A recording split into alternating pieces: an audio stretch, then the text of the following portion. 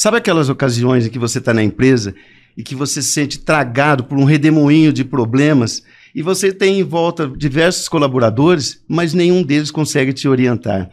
Você sente que parece que não tem mais onde piorar do jeito que a situação está. Daí vem mais uma notícia, uma mensagem lá que piorou a situação. Você sente que, como se você estivesse num estádio, numa arquibancada lotada de gente ali, desse um vento lá no meio do campo, o cisco ele iria atingir diretamente o seu olho. Então, esses momentos é que você precisa de orientação e não palpite, né? Porque palpite é o bem mais barato que tem no mercado, mas com resultado muitas vezes muito caro.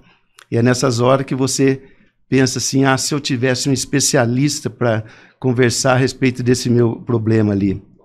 Pois é, seja muito bem-vindo ao podcast Amarildo Leal.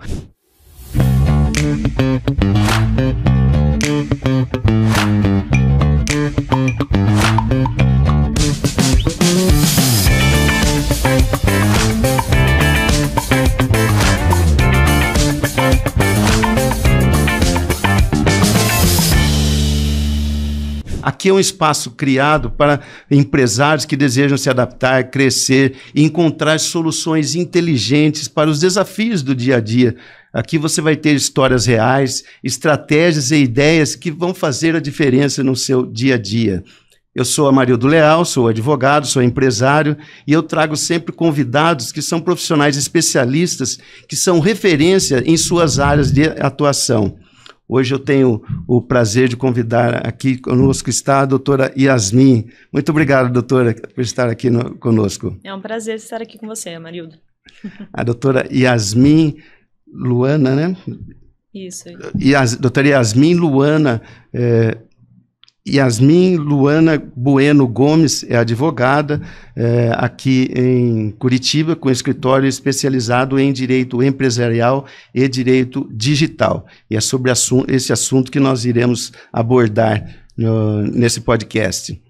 E a doutora Yasmin, ela faz parte da plataforma Leal Office 360, que é uma plataforma onde o empresário, mediante uma mensalidade acessível, ele tem de 1 a 10 encontros online com diversos profissionais. Além do advogado especialista, que é o caso da doutora Yasmin, em direito empresarial e direito digital, temos também direitos autorais, advogado em direitos de defesa do consumidor, de gestão de crise, que é falência e recuperação judicial, direito tributário, direito do trabalho, direito previdenciário e também, fora da área jurídica, temos profissionais especialistas também em BPO financeiro, e-commerce, inteligência artificial, importação e exportação, marcas e patentes. Em suma, são quase 30 profissões ali que estão todos ali prontos a dar todo o apoio para os profissionais.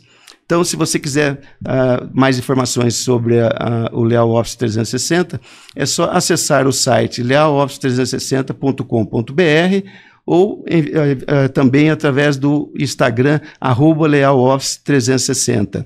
E também pelo WhatsApp, que nosso time irá passar todas as informações. O WhatsApp vai estar aqui na legenda. Doutora, vamos conversar, então, a respeito desse tema tão amplo, né? Porque o direito empresarial, a gente vê que é um tema que ele abrange várias áreas, né? Eu costumo dizer até que o advogado de direito empresarial ele deveria ter uma cadeira na mesa de todos os empresários ali, porque o empresário ele lida com decisões ali, então ele está ali, se ele vai decidir admitir ou demitir alguém, tem a área de direito do trabalho, se ele vai compra e venda, aí parte de direito do consumidor, e o advogado de direito empresarial tem que saber toda essa parte aí. Como que é o direito empresarial nesse mar azul aí de atribuições das empresas? Olha, vamos lá então, Amarildo. A gente tem, realmente, como você comentou, existem muitas áreas que a gente tem que lidar no dia a dia ao ser um jurídico estratégico para as empresas, né, para os empresários. Porque, querendo ou não, realmente, vamos começar pelo trabalhista que você comentou. Quando você tem uma empresa, obviamente, né, em muitos casos você vai ter funcionários e você tem que lidar com essas pessoas da maneira correta e trazer para dentro da sua empresa todos os requisitos legais. Então, existe uma legislação porque ela é necessária. E a gente tem que cumprir com tudo que está escrito ali. Porque se a gente não cumpre, o problema aparece. Hoje, no Brasil, eu dei uma olhada hoje, eu acho que a gente, salvo engano, nós temos em torno de 4 milhões de ações trabalhistas julgadas por ano. Nossa, isso é muita coisa. Muita coisa. Assim, 4 milhões de ações trabalhistas julgadas por ano, 24 milhões de CNPJs ativos. Então, assim, um quinto. Hoje não é mais uma dúvida, será que a minha empresa vai receber um processo trabalhista? Eu acho que a dúvida hoje é mais no sentido de quando a minha empresa receberá um processo trabalhista. É uma insegurança, né, do empresário nesse sentido, né? Sim, com certeza. Porque, querendo ou não, os motivos, a gente não precisa aqui entrar nos motivos, claro, mas existe uma facilidade, né, para isso acontecer, e a empresa ela tem que se resguardar, o empresário tem que se resguardar, e para isso ele tem que criar políticas, ele tem que criar bons contratos e procedimentos internos para evitar que esse tipo de coisa aconteça, ou quando acontecer, que ele esteja bem resguardado.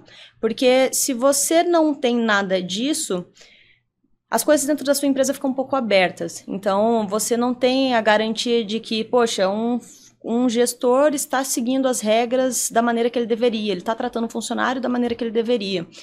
Você não tem a certeza. Se não tem procedimento, você não tem certeza de nada. Porque você também não consegue medir as coisas, você não tem dados, não tem informações. Então, todas as empresas precisam de procedimentos internos para que elas consigam garantir um mínimo de segurança para os próprios empresários e também para todos os colaboradores que estão ali dentro. Então não é nem o procedimento não é nem apenas para ele fazer uma boa venda, conquistar o mercado.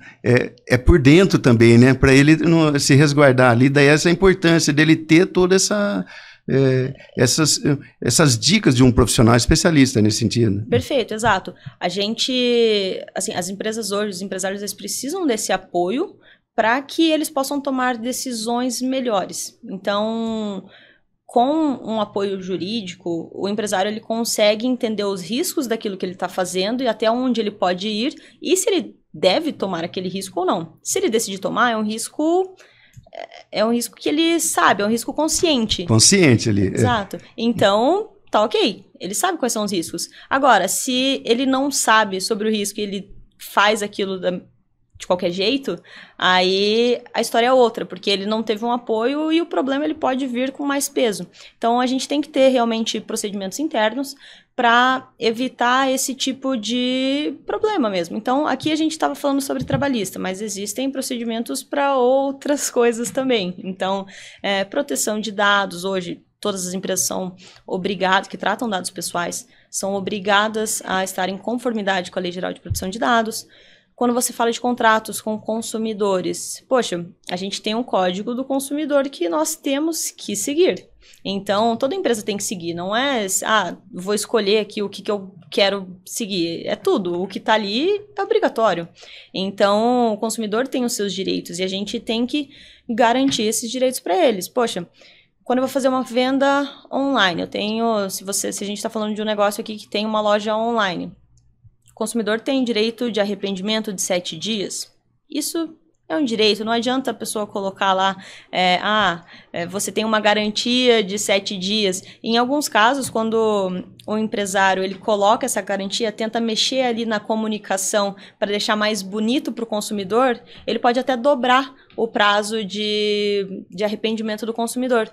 Porque dependendo, eu já vi textos em sites, em termos de uso, que enfim, quem redigiu aquele texto falou que a pessoa tinha uma garantia adicional de 7 dias para se arrepender daquela compra, para devolver a compra.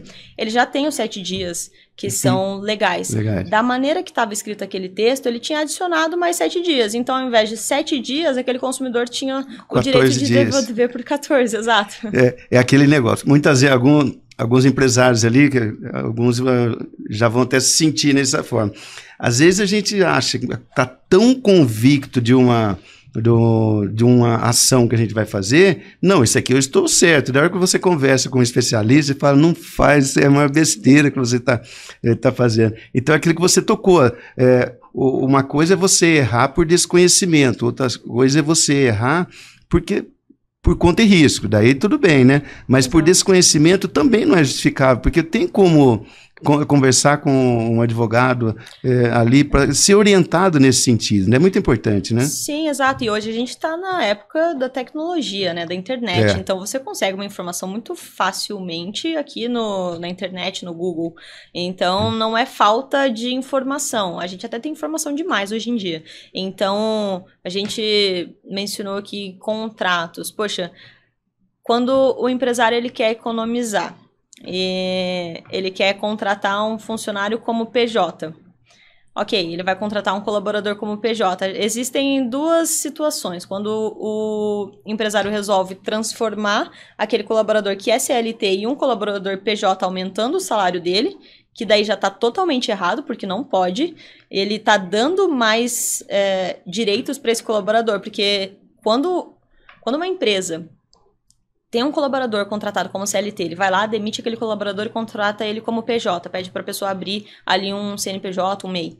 Contrata ele como PJ, aumenta o salário dele. Antes ele ganhava 5 mil, agora ele está ganhando 7, mas o que isso significa para a lei? Significa que ele continuou sendo um empregado daquela empresa durante todo esse tempo. Então, o vínculo, a habitualidade, tudo, a dependência econômica continua. Exatamente, nada mudou. Ele só fez ele mascarou a relação jurídica.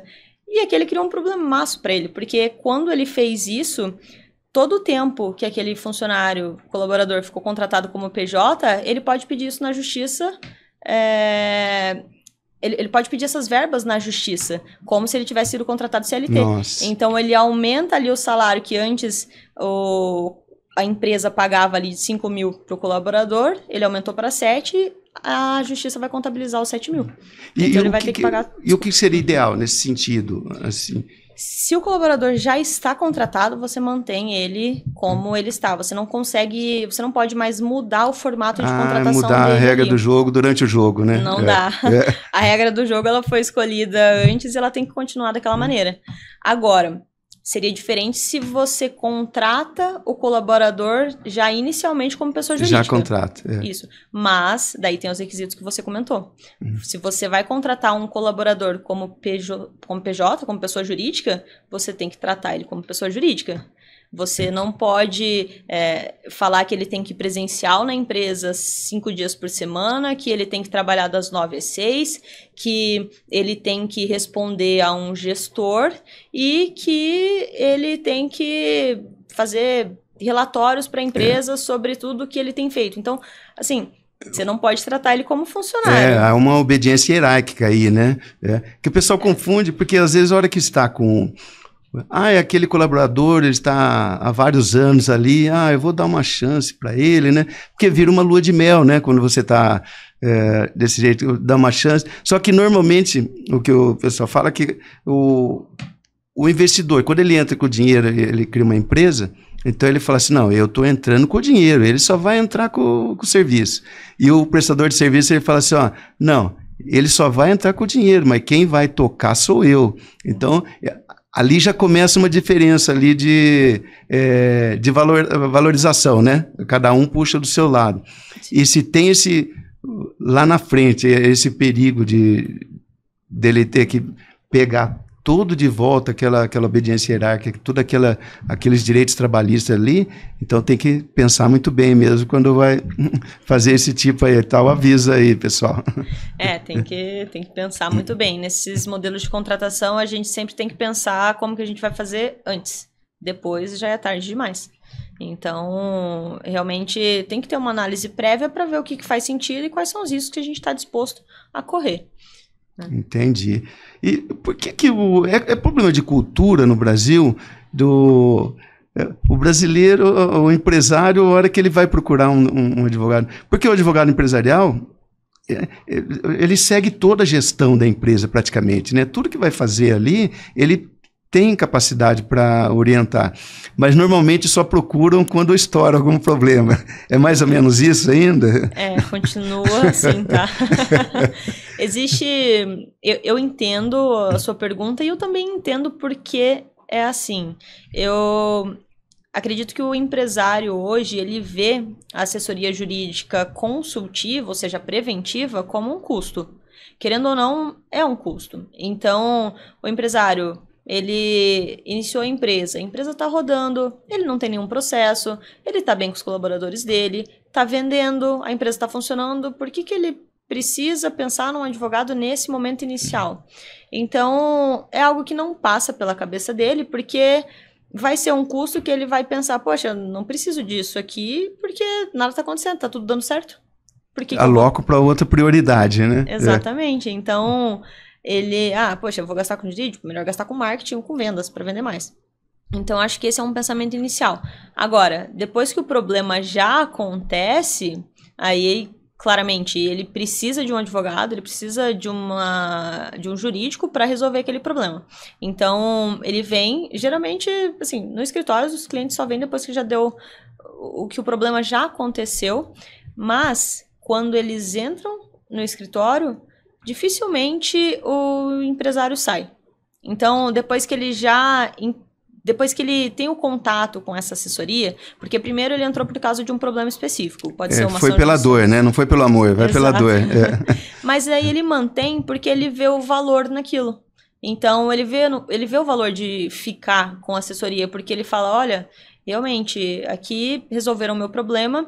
E ele começa a tirar dúvidas, ele começa a perguntar se algo que ele fez está certo ou não. A gente vai criando um relacionamento de confiança e a gente vai entrando um pouquinho mais na empresa. E, querendo ou não, o empresário acaba vendo valor nisso e acaba ficando com a assessoria. Então, geralmente...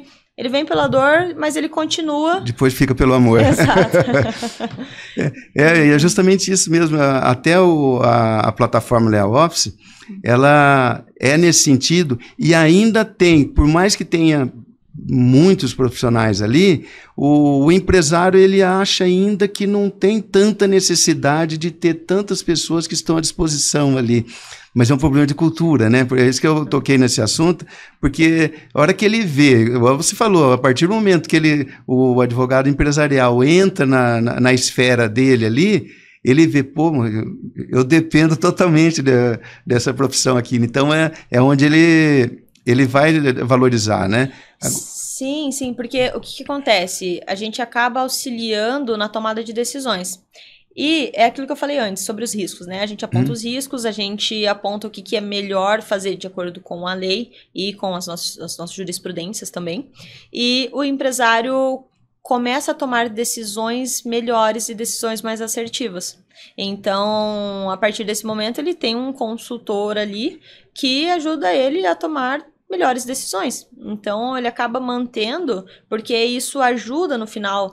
na saúde da empresa, seja a saúde financeira, seja a saúde de cultura da empresa, porque querendo ou não, quando uma empresa tem uma assessoria consultiva de maneira geral, a gente acaba vendo todos os setores, todos os problemas da empresa, e a gente acaba tentando resolver aquilo, juridicamente falando, para que a empresa esteja totalmente em conformidade com o que ela precisa estar. Isso acaba melhorando a cultura também.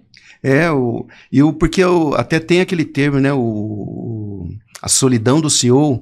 Então, ele fica num limbo, né, porque embora ele tenha bastante ali colaboradores, tem às vezes diretores ali, só que são opiniões com viés, né? Porque ele é o CEO, então o pessoal não vai falar claramente. Agora, um advogado já não tem, o advogado já fala mais na lata, né? Até não fala assim, advogado só fala não, né? Então, advogado vai falar não. Mas ele fala assim, é assim, assim, agora você pode fazer dessa maneira ou pode fazer da outra. Essa aqui é o ideal, aqui você tem um problema, aqui você vai ter mais problemas ainda.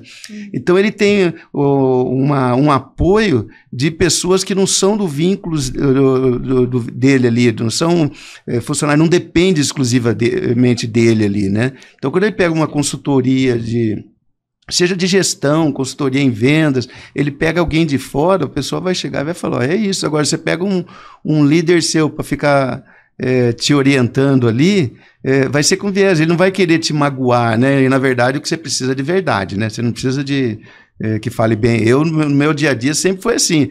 Eu não quero que fale do que eu quero ouvir, eu quero que fale o que eu preciso ouvir, né? Sim, exatamente. E isso que você falou é muito interessante. Eu tive um caso semana passada de um cliente que eles receberam uma proposta de uma empresa terceira para transformarem alguns colaboradores deles em colaboradores contratados por cooperativa. Então já eram pessoas que estavam contratadas ali no modelo CLT e eles queriam contratar eles basicamente como PJ. Tipo, falar o meu filho, hoje você vai ser meu neto, você não vai ser filho mais, eu vai ser amigo, né? Não tem como, né? Exato, e a empresa que estava vendendo, ela vendeu como se fosse algo totalmente legal e sem riscos. Então tem até ali eu não sei se houve algum tipo de má fé, mas isso é algo que traz um risco, um passivo gigantesco para a empresa, dependendo de quantos funcionários eles colocarem, se eles colocam liderança, se eles colocam os sócios, eles falaram que até poderiam os sócios entrar. Depois eu tive que fazer um parecer para explicar para eles que eles poderiam ter problemas, inclusive criminais, diretamente para os sócios, em relação a uma possível sonegação fiscal. Então, entende que existe um modelo que, bom, o advogado ele tem que falar o que ele tem que falar. Ele tem não adianta, não é falar por agradar, né? Ele tem que ser realista, né? Exato, a gente tem que ter a possibilidade de falar o que realmente pode acontecer ali naquela situação, quais são os riscos, e tem que ter a liberdade de comunicação dentro da empresa para que ele possa fazer o serviço dele da maneira correta. Então, essa liberdade de conversa, né, ela tem que existir entre os empresários, entre os advogados, dentro ali da empresa. A gente não pode ter nenhum tipo de limitação ou de sigilo entre as partes, porque a gente precisa saber o que está acontecendo para que a gente possa evitar problemas. Não tem como ajudar se não sabe qual que é a realidade, né? Exato.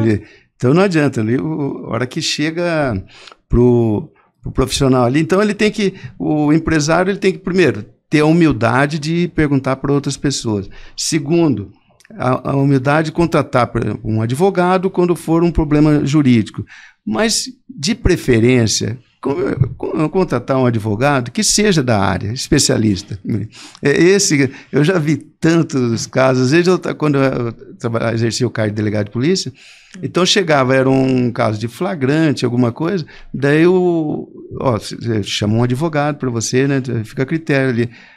Eu tenho um amigo que é advogado, daí chega lá um de direito civil, um advogado previdenciário chega lá e eles vêm perguntar para a gente até ali como que faria ali. Não é culpa do advogado ali, porque não é a especialidade dele ali. Lógico que ele deveria abrir, mas às vezes ele quer para um amigo, ele não quer deixar na mão, mas já acaba piorando. Parente, né? Não, ele não ele é advogado empresarial, mas ele vai fazer ali um inventário para mim ali. Um criminal. Vai fazer um criminal ali. Então não vai resolver. Então, já que quer resolver, resolva da maneira correta, né? Esse que é... vamos começar já na parte de quando o advogado, o empresário, ele vai criar uma empresa. Às vezes ele já começa, fica uma empresa de fato, né? Na verdade, ele fica ali trabalhando, exercendo, e depois que ele vai pensar, ver qual que é o tipo societário que ele vai fazer. Daí ele não sabe se vai fazer um MEI, microempreendedor individual, se ele vai fazer uma sociedade unipessoal, se é uma sociedade limitada. Não vou falar anônima, né, porque a sociedade anônima já é outro patamar, né?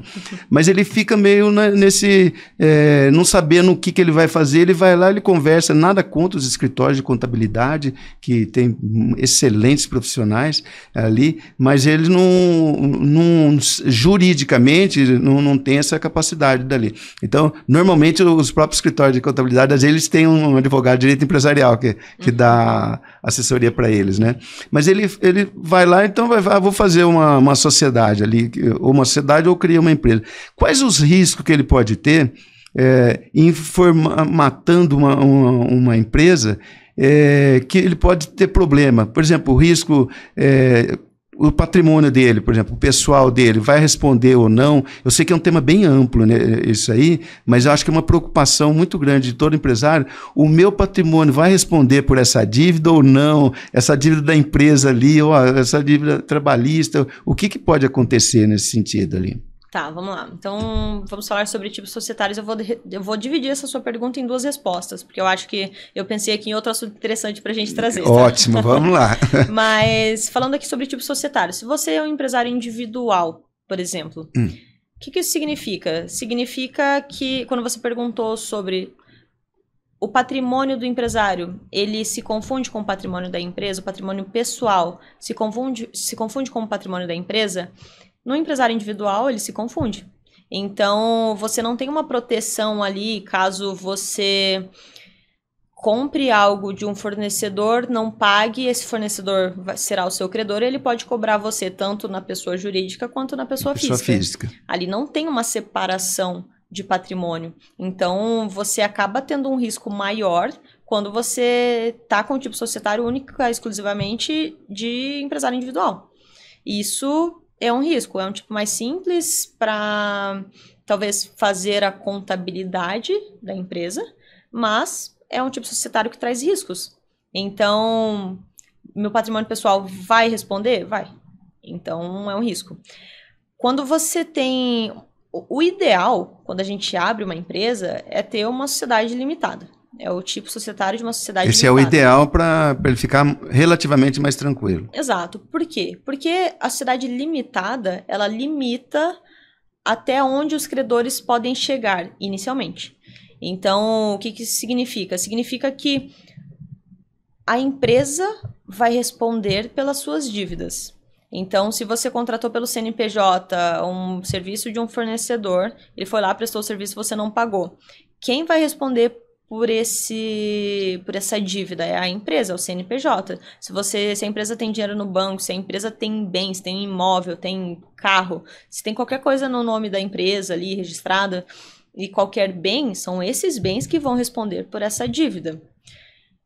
Aqui não entra o patrimônio pessoal do sócio, porque é um tipo societário limitada, né? Uma empresa, uma sociedade limitada. Então aqui, a princípio, os patrimônios não se confundem. Qual que é o risco do empresário que pode confundir o patrimônio pessoal dele com o patrimônio da empresa? Quando ele mesmo toma atitudes que confundem esse patrimônio. Então, um exemplo, você como empresário, você tem uma empresa, você usa o seu cartão de crédito da empresa para comprar coisas para sua casa. Você comprou um carro com o dinheiro da empresa, mas você colocou no seu nome pessoa física. Então, você paga as contas de luz do seu escritório com o seu cartão da pessoa física. Então, quando você confundiu tudo ali, significa que o patrimônio é só de uma pessoa. Ou seja, da sua pessoa física. Então, ali, são nessas hipóteses que pode ter uma desconsideração da personalidade jurídica para que o credor, né, que está entrando com aquela ação de cobrança, enfim, que está tentando reaver algum bem ou reaver algum valor, para que ele consiga chegar no patrimônio pessoal do empresário. Então, são nessas situações. A gente tem que ter as finanças da empresa e as finanças pessoais do sócio totalmente segregadas. Porque quando você confunde, o problema aparece. Porque quando confunde, dá a entender que está tendo proveito, né? Econômico. Cartão da empresa, pagando a parte física ali. Presume-se que aquela dívida que fez ali... teve parte do proveito que foi para a pessoa física dele ali, né? Exatamente. Então a gente não pode fazer essa confusão para não misturar as coisas. Tem que ser tudo segregado, tudo separado, para que você tenha uma segurança jurídica maior tocando o seu negócio, tocando sua vida também como pessoa física. Então, Essa seria a minha primeira resposta para a sua pergunta sobre os riscos. Agora, a segunda resposta, eu traria um viés um pouquinho diferente, porque você fala, quais são... Por que o empresário tem que se preocupar quando ele abre uma empresa? Aqui eu vou trazer uma questão mais societária. Quando o empresário vai abrir uma empresa com 2 sócios, são 2 sócios no total. 2 amigos, queremos abrir uma empresa. Vamos abrir uma empresa? Vamos fazer um negócio aqui. Eles abrem uma empresa ali também, ou na própria junta comercial, com um escritório de contabilidade, e geralmente o que acontece? É uma empresa 50-50, 50% de participação para cada sócio. E geralmente quando amigos ou, enfim, colegas abrem empresas em conjunto, para garantir uma certa... Para garantir uma participação... igualitária ali, né? Exato. Para garantir essa participação igualitária, os 2 vão lá e abrem uma sociedade com 50% de participação para cada um. Qual que é o problema aqui? Ninguém decide. Aqui, olha só. Quando você tem uma pessoa jurídica que tem 50% de participação para cada sócio, só 2 sócios, significa que essa pessoa jurídica, ela só vai tomar decisão por consenso. Se tiver uma discussão ali... Ninguém decide. Ninguém decide. Ninguém decide. Por quê?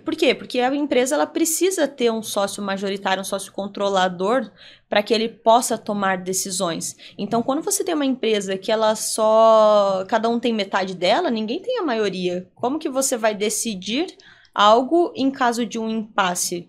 Você tem que sentar e conversar com o seu sócio, porque senão aquela decisão não sai. Olha só, aquilo que eu tinha falado a respeito muitas coisas a gente nem sabe, faz e acha que está certo. Isso aí eu tenho certeza que a grande maioria dos empresários faz. Quando ele vai fazer, fica até meio chato, não, ele vai andar mais ou menos no mesmo valor, então vai ficar a mesma... os 50-50. Só que não pensa dessa forma, nesse viés aí, a hora que chegar lá, se a gente tiver que decidir, não vai ter, né? Não tem decisão. Se um não abrir mão da decisão ali, se tiver uma divergência, não tem como ir para frente ali. Exato. E sociedades 50-50 são as que mais têm conflitos jurídicos. Então, conflitos entre os sócios. Porque ninguém ali consegue decidir. E o que acontece, né? Quando você tem uma sociedade, sim, uma sociedade é feita por pessoas. Pessoas são diferentes por natureza, cada um tem os seus valores, sua ética, sua moral, e as pessoas também mudam com o tempo, né? Com o passar do tempo. Então chega um momento que um sócio pode pensar de uma maneira e daqui 3, 4 anos ele vai pensar de outra maneira.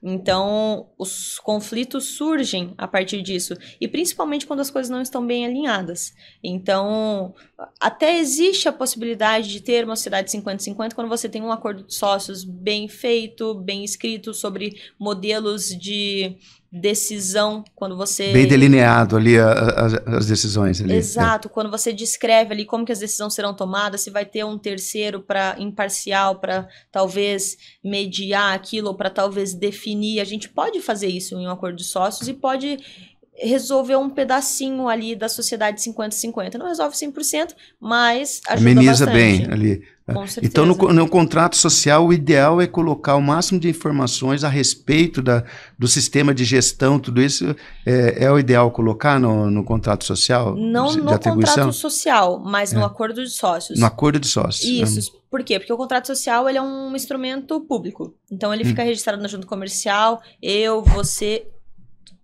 você, qualquer pessoa pode chegar lá na junta comercial, pagar uma taxa. Aqui no Paraná a gente paga uma taxa. Certo. Pagar uma taxa, pegar o documento, você pode ver.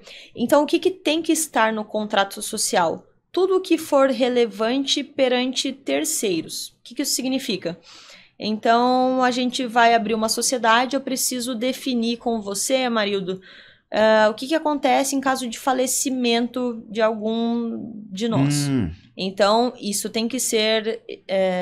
Isso tem que ser válido perante terceiros. Então, isso tem que estar no contrato social. Então, a sociedade vai continuar com os nossos herdeiros, não vai continuar com os herdeiros. Se tiver um falecimento, os herdeiros do sócio só vão receber a participação desse sócio em dinheiro. como que vai ser? Eles vão entrar na empresa como sócios? Então, a gente tem que definir algumas coisas São ali. tantas coisas, né? Bastante coisa. Poxa, se um sócio ele cometer um ato gravíssimo contra a sociedade, se ele roubar dinheiro da sociedade, você pode excluir ele sem ter que entrar com uma ação judicial, porque a ação judicial demora, né? Uhum. Então, a gente consegue colocar isso no contrato social. A gente coloca uma cláusula de exclusão e descreve ali as possibilidades disso. Para que, caso aquilo aconteça, você consiga excluir aquele sócio na própria junta comercial, ao invés de ter que entrar com um processo longo. Mas isso tem que ser feito com auxílio de advogado, porque são cláusulas societárias muito específicas. Então, um contrato padrão, seja ele de contabilidade, ou seja da própria junta comercial, que sai no sistema quando a gente abre uma empresa, ele não versa sobre esses assuntos. Esses contratos padrão, eles têm as regras gerais para que uma empresa possa funcionar. O restante, a gente tem que incluir. Então, isso acaba precisando de um auxílio de um advogado. Então, no contrato social, a gente coloca essas informações que precisam ser públicas. E no acordo de sócios, a gente vai colocar tudo que for relacionado aos sócios e à sociedade que seja privado. Porque, querendo ou não, o público não precisa saber como que nós vamos tomar a decisão. Né? Exato. Então, a gente coloca ali tudo que for interno à empresa e os dois sócios assinam. E esse vai ser um instrumento válido perante a empresa. Se alguém tiver algum problema com aquilo, esse instrumento ele ainda é executável, né? As regras dele são obrigatórias para quem assinou. Tem força legal. Tem força legal, exato. Então, eu acho que é mais nesse sentido. A gente tem que cuidar com a documentação e quando a gente vai ter uma sociedade com mais de um sócio, a gente acaba precisando de mais documentos para regulamentar essa parceria. Porque a partir do momento que a gente não regulamenta e a gente não conversa, os conflitos eles surgem. E é aquela premissa, né? O combinado não sai caro. Então, se você escreveu, se você delimitou todas as responsabilidades, as obrigações de cada sócio, ali todos concordaram, assinaram, eles sabem como que eles vão seguir, como que eles vão desempenhar suas atividades na sociedade, como que eles vão tratar dentro da sociedade. Então não tem problema ali, porque você tomou uma decisão consciente. É aquela questão que a gente conversou sobre o risco. Se você toma uma decisão consciente, você sabe o que você tem que fazer.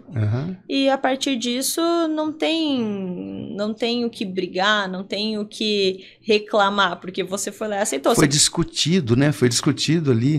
Tem um livro, o Diário de CEO, que fala você trazer o futuro para o presente, né? Então o advogado, nesse caso, ele traz o futuro para o presente. Isso aqui, tudo que pode acontecer lá, a gente traz para cá. Se acontecer isso aqui, nós vamos fazer dessa maneira. Fechou? Então, é essa parte aí. E se é empresário, presumo que são capazes, tenha toda a consciência daquilo ali, né? Exatamente, exatamente. É totalmente isso. Quando você... É aquilo que a gente falou, né? O barato sai caro, eu tô com isso na cabeça. O combinado não é caro. Esse é o ditado mais antigo que tem, mais atual, né? Esse aí não tem como fazer. E no caso, por exemplo, quando vão os contratos, tem muitos problemas de contratos, por exemplo, das empresas, que eu vou fazer um contrato, baixo pela internet, ou um amigo que teve um caso semelhante, isso aqui serve para você, daí você faz lá, daí vê aqueles contratos lá que não tem, você olha assim, você vai ver os requisitos do contrato, não tem jeito. O que você orienta os pontos que o empresário vê? Vê pelo menos isso aqui, né, num contrato. Tá, vamos lá. Contrato tem que ser personalizado. Por quê? Por que o modelo da internet não funciona? Porque o modelo da internet ele é geral, ele não foi feito para o seu negócio, ele não foi pensado exatamente para o que você faz, para as suas atividades, para o jeito que você trata os seus clientes, para os seus gostos. Então, um contrato geral nunca vai proteger a sua empresa do jeito que um contrato personalizado faz. E por que isso é relevante? Porque... realmente, o modelinho da internet não te protege. E você tem que ter um contrato personalizado porque você tem todo empresário tem as suas questões, o seu modelo de governança, certo? Então, quando você vai fechar um contrato com um cliente, você pensa, olha, o meu serviço, eu presto serviços, eu não vendo produto, eu presto serviços, então a partir do momento que eu comecei e já fiz mais da metade do serviço, eu tenho que ser pago integralmente. Agora, se o cliente quer rescindir o contrato ali no meio da prestação de serviço, eu devolvo alguma, enfim, eu faço alguma devolução para ele, eu faço algum estorno ou não? Se ele quiser cancelar o contrato comigo, eu cobro alguma multa dele, ou ele só tem que me dar ou ele só tem que me dar um aviso prévio para poder encerrar o contrato. Como que a gente faz isso? Eu acho que o ponto principal, que a gente tem que tomar atenção em contratos, geralmente é a questão da rescisão. Porque quando você vai cancelar um contrato é quando o problema acontece. É aí que surge o problema, né? Exato. Então, eu acho que a rescisão ela tem que ser muito bem escrita nos contratos. E daí você valida a gente valida com o cliente para ver como que ele quer seguir na empresa dele. Tem empresas que falam, olha, o meu serviço é recorrente, então se você me der um aviso prévio de 30 dias, ok, a gente pode encerrar a contratação, não tem problema nenhum. Tem serviços que o empresário ele tem que investir muito ali, né? Para poder prestar aquele serviço, que ele tem que investir em pessoal, que ele tem que investir até em espaço, máquinas, né? Máquinas, exato. Então, se ele investiu ali, ele não consegue encerrar um contrato sem multa, por exemplo. Então, nesse caso, ele vai ter que colocar uma multa no contrato dele. Olha, se você encerrar o contrato ali dentro dos primeiros 6 meses, vai ter uma multa de 30% do valor do contrato, porque eu investi nessa nossa negociação. Então, eu acho que a cláusula de rescisão é uma das mais importantes e também a cláusula do objeto, porque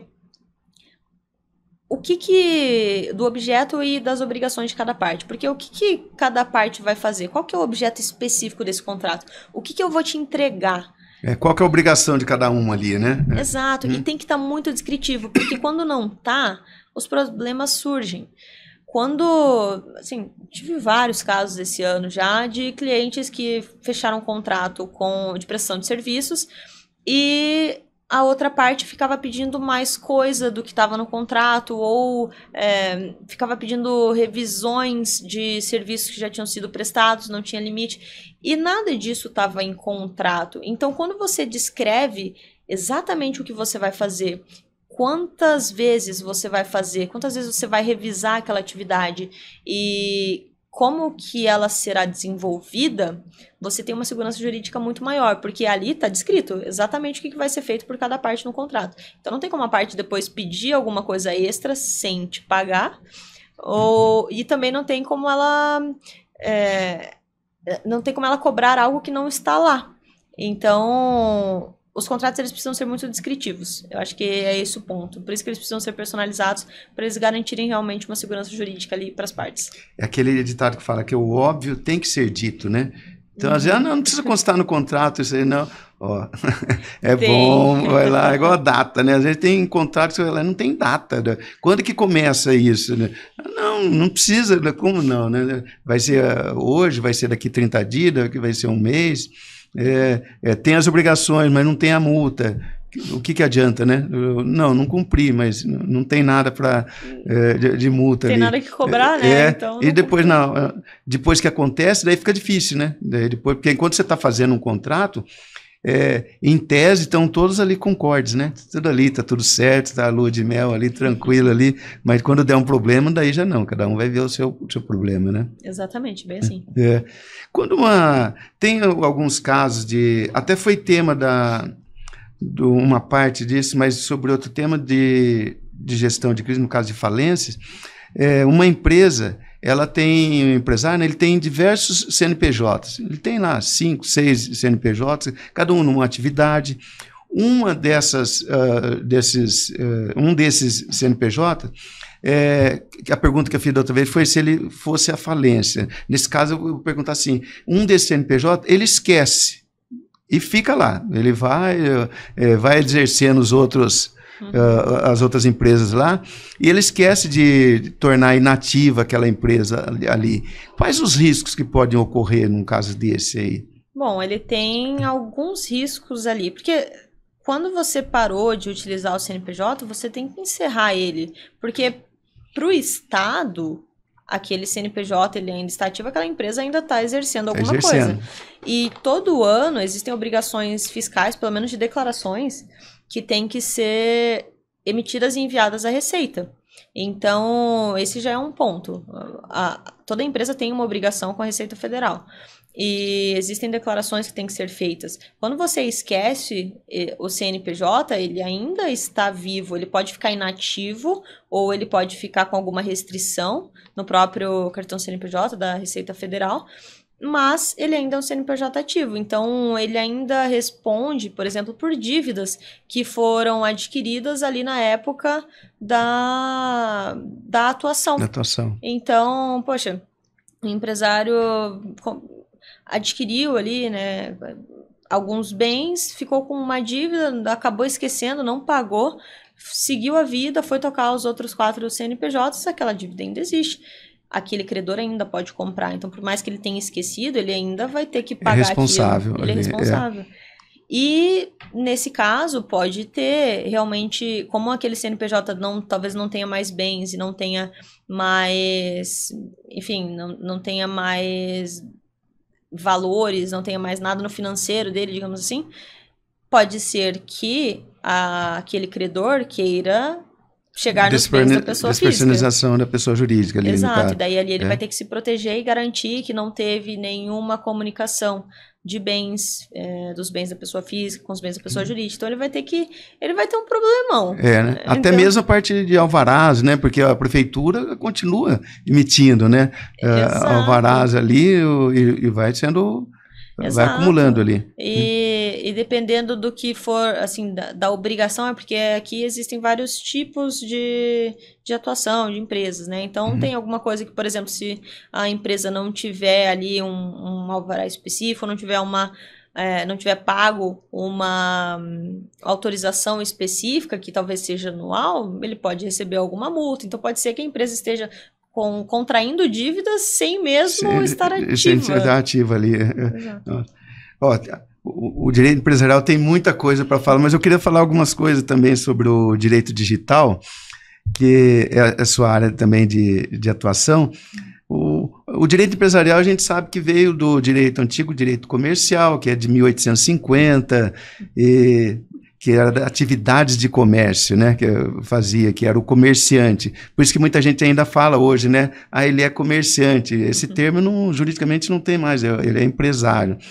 E depois teve o Código Civil de 2002, ele acabou incorporando o direito empresarial no Código Civil. Agora, o direito digital, como que fica? Porque o direito digital nós não temos tipo assim, um Código Civil, um livro especial, são algumas leis esparsas, né, que socorre o direito digital, e o direito digital está em tudo, né, está em tudo ali também. Sim. Até o advogado empresarial e digital tem que ter muita coragem, porque ele pega bastante coisa ali. Como que é lidar com essa parte do direito digital? Bom, vamos lá. O direito digital, ele realmente está hoje em tudo que a empresa faz, porque querendo ou não, bom, nós estamos falando aqui sobre empresários, sobre empresas, né? E o direito digital, quando a gente fala em direito digital, o que a gente tem? A gente tem a LGPD, por exemplo, uma das leis que regula o digital, que aqui a LGPD ela vai versar sobre a proteção dos dados pessoais de pessoas naturais, pessoas físicas como eu e como você. Então, ela é aplicável a todas as empresas, tanto pessoa jurídica quanto pessoa física, que utilizem dados pessoais na sua atuação comercial. Porque pessoa física também pode ter uma atuação comercial, né? Então não é só para empresas. Mas ela é aplicável a todos que utilizam dados pessoais para fins comerciais. Então, o que significa? Que todo mundo, todas as empresas precisam estar em conformidade com a Lei Geral de Proteção de Dados. Certo. Esse é um ponto. Então, hoje existe talvez uma necessidade, é uma obrigatoriedade, mas eu acredito que pelo menos na parte de fiscalização a gente ainda tem uma dificuldade que eu entendo que seja talvez por falta de braço mesmo, falta de pessoas, porque a gente tem a NPD, que é o órgão fiscalizador, que ele vai validar se as empresas brasileiras estão realmente em conformidade com a Lei Geral de Proteção de Dados ou não. E, enfim, nós temos, como eu já comentei, 24 milhões de CNPJs ativos. Então, nossa, é bastante gente. Deve ter bastante membros da agência reguladora, né? Deve ter quanto? Uns 50, 70? A última vez que eu vi tinha 110. 110? Então, nossa, para milhões. É muita coisa. Então, talvez exista ainda uma dificuldade para fiscalizar todo mundo. Então, acaba havendo uma concentração maior em grandes empresas grandes e empresas de médio porte, talvez, e também para as empresas que acabam recebendo processos, né, que acabam tendo alguma questão, alguma violação de dados pessoais, algum incidente, né, de dados, que acaba se tornando talvez midiático. Então, nesses casos, acaba talvez tendo uma fiscalização ali maior. Mas ainda falta um pouco nessa parte de fiscalização para nós aqui no Brasil. Mas, realmente, temos que estar em conformidade, porque não tem como você virar uma chavinha e já estar em conformidade quando a NPD chegar, bater ali na porta. Tem que preparar antes, arrumar a casa antes, né? Tem que arrumar a casa antes, é um processo longo. E querendo ou não, hoje a LGPD ela também não é aplicável só para quando a NPD for fazer a fiscalização. Ela está aplicável também a toda a atuação da empresa com clientes, com funcionários, com todas as partes que ela se relaciona. Então, se um consumidor ali quiser entrar com algum processo contra a empresa porque eles estão fazendo spam no e-mail dele, fazendo um monte de ligação, ele vai usar como base a LGPD. Então, a gente tem que, porque ali vai caber o direito do consumidor e vai caber a LGPD também. Então, ele vai ter mais base para poder reivindicar os seus direitos. Certo. E para o empresário, para ele se atualizar e deixar regular de acordo com a LGPD, como que ele deve fazer? Deve envolver diversos profissionais, né? Tanto a parte técnica, quanto um consultor, quanto um advogado. É isso que deveria... É isso mesmo, Amarildo. O que acontece? Quando a gente vai fazer uma regulamentação em proteção de dados pessoais, a gente precisa unir o direito e a tecnologia. Então, a gente junta os profissionais jurídicos, os advogados, com os profissionais de tecnologia. Então, o pessoal da tecnologia da informação. Porque, querendo ou não, eles precisam trabalhar em conjunto, porque um vai trabalhar sobre a segurança da informação e o outro vai falar sobre a regulamentação em si. Então, para criar uma política de proteção de dados em conjunto com uma política de privacidade, você precisa dessas duas partes. As duas partes ali, né? Exato. Nossa. E falando já de spam, de mensagens, é uma situação que eu vejo... Às vezes a gente vai em algum estabelecimento, você vai comprar a pessoa que é o CPF e o telefone. E você está pagando à vista ali, então eu falo, não precisa. Mas daí eu falo, mas por que você quer o CPF? Porque com o CPF tem um desconto. Daí eu já não fico tão radical assim, né? Daí eu falo, então tá bom, vou lá. E daí você fornece, e depois o que vem? Aquelas mensagens pelo WhatsApp, as mensagens por e-mails, ligações. Até onde o empresário ele está no direito dele de fazer essas mensagens, ou até onde ele está invadindo, ou tem que ter uma autorização? Como que funcionaria isso? Depende... Bom, vamos lá. Depende do que você vende, né? Você falou sobre produtos ali. Então, depende de como que a empresa recebeu aquele consentimento. Se for só um lead, digamos assim, uma pessoa que, eu coloquei meu e-mail ali no sistema para ganhar um e-book ou para ganhar alguma coisa, um brinde de uma empresa que estava vendendo alguma coisa online. Significa que eu dei os meus dados para aquela empresa e que inicialmente ela pode usar, porque eu demonstrei um interesse por aquele produto. Se eu demonstrei o interesse, eu dei aquele consentimento inicial e ela pode entrar em contato comigo. Então, a empresa tem o direito de entrar em contato com esses possíveis clientes para tentar realmente ele fazer uma venda, enquanto ele não pedir para ela parar. Porque aqui o relacionamento está baseado totalmente no consentimento. Essa é a base legal utilizada ali. Então, se está baseado no consentimento, o consumidor ele pode retirar esse consentimento. Então, se estão mandando muitos e-mails, né, de e-mail marketing, está fazendo muita ligação, tem que ter um botão lá no final para você se descadastrar.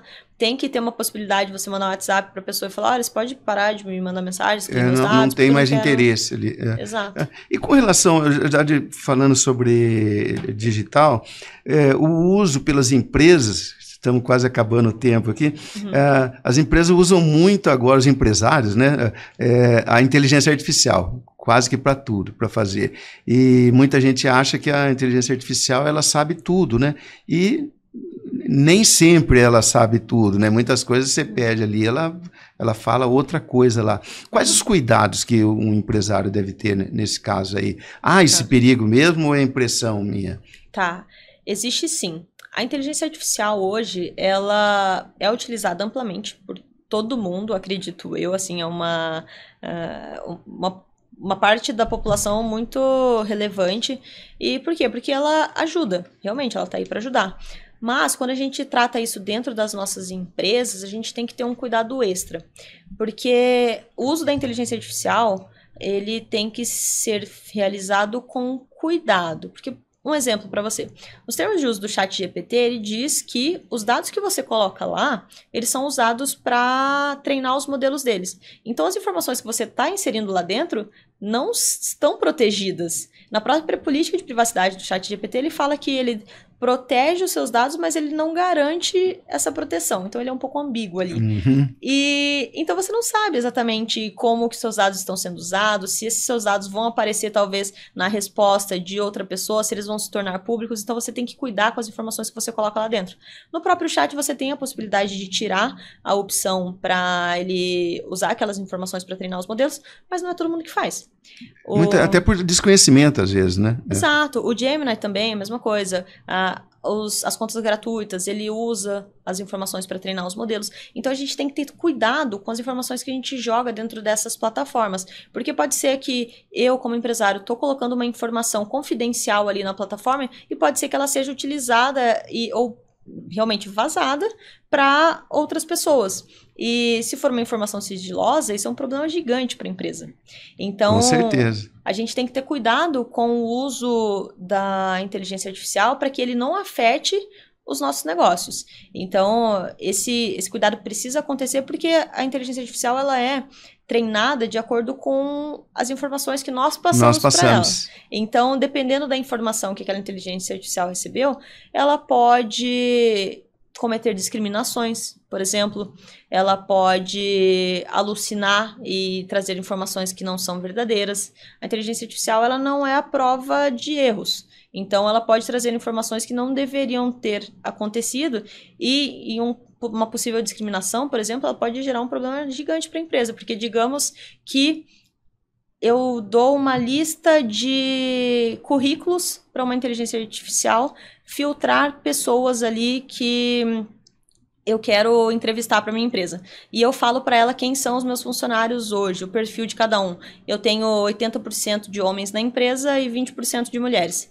O que a inteligência artificial pode entender? Que ela tem que filtrar currículos mais masculinos. Proporcional aos 80-20 ali, exato. Regra de Pareto. Então, pode haver uma discriminação sem que a própria pessoa que está utilizando a ferramenta saiba. Então, a gente tem que ter um cuidado maior para usar essa ferramenta da maneira correta e para que a gente não crie riscos para as nossas empresas. Nossa, muito importante mesmo essa informação. E até está uma discussão, né, que hoje em dia você entra no ChatGPT, você quer saber as notícias, um resumo das notícias do país, ele dá todo o resumo ali, e está tendo problema com os direitos autorais das empresas jornalísticas, né? Porque o ChatGPT está passando tudo e não está passando por eles. Aonde vai o direito disso aí? Então tem que até regulamentar muitas coisas ainda, né? Nesse sentido aí. Sim. Então, chegamos ao final de mais um podcast aí. Eu gostaria de agradecer a doutora Yasmin por ter nos blindado aí com esses seus conhecimentos. Obrigada, Marildo. Foi realmente um prazer estar aqui com vocês. Pode ter certeza que o prazer foi nosso. E se você faz sentido para ti essas informações, compartilhe esse vídeo ali, porque muita gente às vezes está precisando de ouvir esse tipo de informação que não é do dia a dia. Nem todo mundo tem a condição de ficar conversando com especialistas aí a qualquer momento. Então é muito importante. E outra dica também é para o empresário. Muita gente fala que tem que ficar no estratégico, sair do operacional, mas não tem que tomar esse cuidado um pouco. A gente não pode sair totalmente do operacional. O estratégico tem um filósofo francês que ele fala que não fique tão à frente do desfile para não dar a entender que você está fora dele. Então você não pode ficar muito à frente largando a empresa ali, porque senão você pode perdê-la. E aguardamos vocês até o próximo episódio. Até lá.